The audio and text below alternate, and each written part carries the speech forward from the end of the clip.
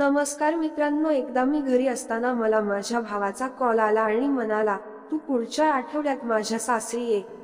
मी त्याला विचारले, काय झाले की तू मला बोलवत आहे? तर म्हणू लागला, मला माझ्या बॉसने अर्जंट जॉबवर बोलवले आहे. मी 15 दिवसाच्या सुट्ट्या घेतल्या होत्या, पण 8 दिवसांनी मला बोलवले आहे, म्हणून तू ये. कारण वहिनीजवळ कोणीच नाही, तसेच तुझी आवश्यकता आहे. माझ्या वहिनीला आताच बाळ झाले होते आणि ती माहेरी होती. माझ्या घरी आई बाबा आम्ही 2 भाऊ राहतो. मोठा भाऊ जॉब करतो आणि मी पण घरी राहूनच जॉब करतो. माझ्या वहिनीकडे तिची लहान बहीण आणि ती राहते. वहिनीचा भावाचा अपघात झाल्यामुळे वहिनीची आई त्याच्याकडे गेली आहे. माझी वहिनी पाहायला फारच छान आहे, पण तिच्यापेक्षा जास्त छान तिची लहान बहीण आहे. मी जेव्हा तिला पहिल्यांदा बघितले तेव्हाच माझ्या मनात ती बसली, पण आतापर्यंत तिच्याशी जास्त बोलणे झाले नाही आणि आता तर मी तिच्याकडे जात आहे, म्हणून मला फारच चांगले वाटत होते. हळूहळू दिवस जाऊ लागले आणि एक आठवडा संपला. नंतर मी वहिनीकडे निघालो. तिथे पोहोचल्या त्यांच्या घरी गेलो तर घरी कोणीच नव्हते. मी दादाला कॉल केला तर म्हणाला, हॉस्पिटलमध्ये असतील, तू तिथे जा. नंतर मी सर्व सामान ठेवले आणि हॉस्पिटलमध्ये गेलो. तिथे वहिनी दिसल्या. अगोदर मी वहिनीशी बोललो, त्यानंतर तिच्या मुलाशी खेळत होतो. काही वेळाने एक नर्स आली, त्यामुळे मला बाहेर जावे लागले. माझ्या मनात विचार चालू होते, वहिनीची बहीण गेली तरी कुठे? तिचे नाव पूनम होते. मी बाहेर बसून होतो आणि ती मला येताना दिसली.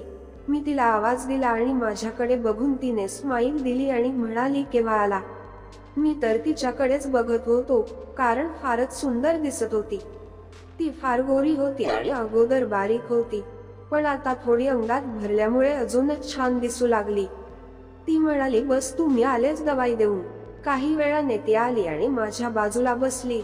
तसेच मला विचारपूस करू लागली.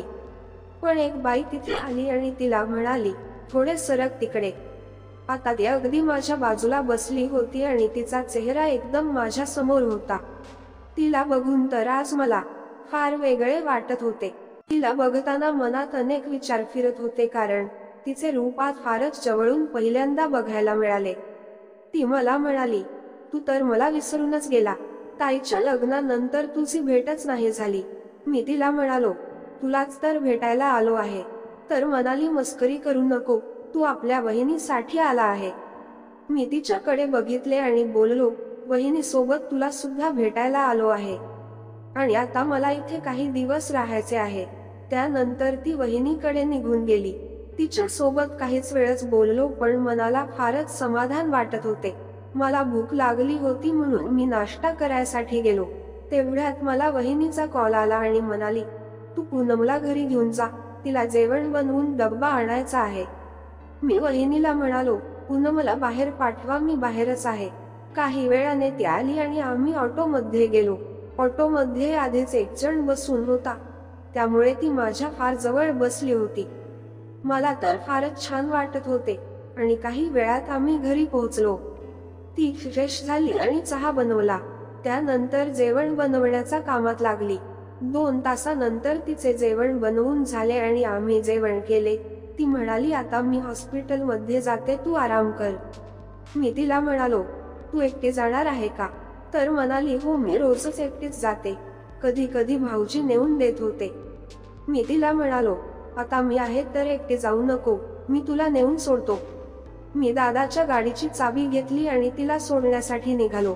आज पहिल्यांदा तिने माझ्या खांद्यावर हात ठेवून बसली होती आणि तिचा पहिला स्पर्श मला फार छान वाटत होता. तिला मी हॉस्पिटल सोडले आणि घरी आलो. घरी येऊन आईला कॉल केला, तसेच त्यानंतर आराम केला. दुसऱ्या दिवशी सकाळी मी बाहेरून नाश्ता घेऊन गेलो आणि वहिनी जवळ बसून बोलू लागलो. वहिनी म्हणाली, अजून काही दिवस हॉस्पिटलमध्ये राहावे लागेल, कारण बाळाला बरोबर नाही आहे. मी वहिनीला बोललो, तुम्ही कशाची काळजी करू नका, स्वतःकडे आणि बाळाकडे बघा. आता नेहमी तिच्यासोबत बोलणे तसेच राहणे होऊ लागले. माझ्याकडे रोज तिला हॉस्पिटलमधून घरी घेऊन येणे आणि घरून हॉस्पिटल घेऊन जाणे सुरू होते. आम्ही अनेक वेळा हॉस्पिटलमध्ये गप्पा गोष्टी करत होतो.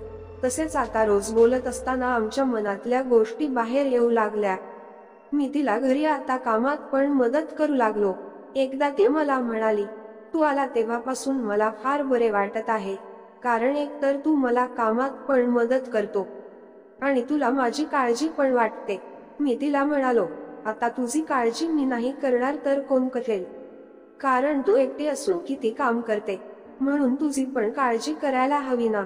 तर तिने माझ्याकडे बघून फारच सुंदर स्माईल दिली. आता कधी कधी आम्ही घरी एकटेच असायचो आणि त्यामुळे आम्ही फार वेळ बोलत राहत होतो. असे वागून आम्हाला अनेक दिवस होऊन गेले होते. तसेच ती मला आता अजूनच जास्त आवडू लागली होती. कधी कधी बोलताना तिच्या हातावर हात ठेवून देत होतो, तर कधी मस्करी करताना स्पर्श पण करत होतो. पण यावर तिचा कधीच नकार आला नाही आणि त्यामुळे मला पण तिच्या मनातले समजू आले. एक दिवस आम्ही दोघेच घरी होतो. ती आपले कामे आवरून आली आणि माझ्या जवळ बसली आणि मी तिला म्हणालो, जेव्हापासून मी इथे आलो आहे आणि तुझ्यासोबत बोलायला लागलो आहे, तेव्हापासून मला फारच छान वाटत आहे. तर ती म्हणाली, मी पण तुला हेच सांगणार होते की मला पण तू आल्यानंतर फारच सुंदर वाटत आहे आणि तू जेव्हा माझी काळजी करतो तेव्हा तर मला अजूनच छान वाटते. मी आता हळूच हात हातात घेऊन म्हणालो, मला तर तुझी नेहमी काळजी करायला आवडेल. तर तिने माझ्याकडे बघून नाजूक स्माईल देऊन म्हणाली, तुझ्या मनातले मला आधीच कळून आले होते. आणि त्या दिवसानंतर आम्ही फार जवळजवळ येऊ लागलो. आता आमच्यातला दुरावा दूर झाला होता आणि त्यात जवळीकपणा निर्माण होऊ लागला. पण आता मनामध्ये वेगळेच फील होत होते, कारण नेहमी तो स्पर्श मला भारावून टाकत होता आणि या सर्व गोष्टीमुळे मनात नवीन गोष्टी करण्यास जागृत होत होते. एके रात्री आम्ही घरी होतो. आम्ही जेवण उरकवले आणि ती आपल्या खोलीत होती. मी गेलो आणि अगदी तिच्या बाजूला बसलो. सर्वत्र शांतता पसरली होती आणि त्यातल्या त्यात ती वेळ पण अंगात आग पसरत होती. मी हळूच दिला आणि ती माझ्याकडे बघून म्हणाली, आज तुझी वागणे बरोबर दिसत नाही आहे. आणि मी अजून जवळ जाऊन कशाचा विचार न करता जुळून गेलो. मला वाटले ती मला काहीतरी म्हणेल, पण माझ्या या गोष्टीवरून ती मला काही न म्हणता पाठिंबा देऊ लागली आणि त्यामुळे माझी हिंमत अजूनच वाढली. पण आमची पहिली गोष्ट आणि फारच वेळ त्याच स्थितीमध्ये जुळून होतो. त्यानंतर आमच्या अंगात एक वेगळीच शक्ती निर्माण झाली आणि ती आम्हाला अनेक गोष्टी करण्यास भाग पाडत होती. माझ्या डोळ्यासमोर त्या अनेक गोष्टी दिसत होत्या, म्हणून मी त्याचा आनंद घेऊ लागलो. मी आनंद घेत होतो आणि त्याचा उत्साह तिला येत होता. त्या उत्साहात तिचा न ऐकलेला आवाज कानात दरवळत होता आणि त्यामुळे तर माझे अजूनच हालचे बेहाल होऊ लागले. मी अजूनच आपल्या गोष्टीत रमून जाऊ लागलो. आमचे भरपूर वेळ असेच सुरू होते आणि काही वेळाने मी त्या गोष्टीपर्यंत पोहोचलो. आज ती गोष्ट माझ्या डोळ्यासमोर होती, म्हणून मला काय करावे काय नाही सुचत नव्हते. म्हणून मी त्या गोष्टी सामावून जाऊ लागलो.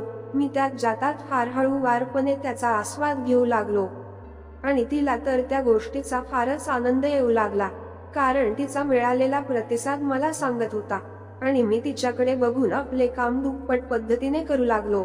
आम्ही या कामात फार वेळ व्यस्त राहिलो, पण आता शेवटची वेळ येणार होती आणि त्यामुळे या सर्व गोष्टी थांबून सर्वत्र शांतता पसरली.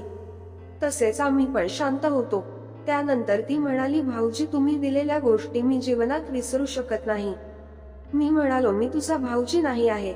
तर म्हणाली, तुम्ही माझ्या भाऊजीचे भाऊ तर माझे भाऊजीच झाले ना. आणि त्या दिवसानंतर आम्ही अनेकदा एक होऊन कामे करत होतो.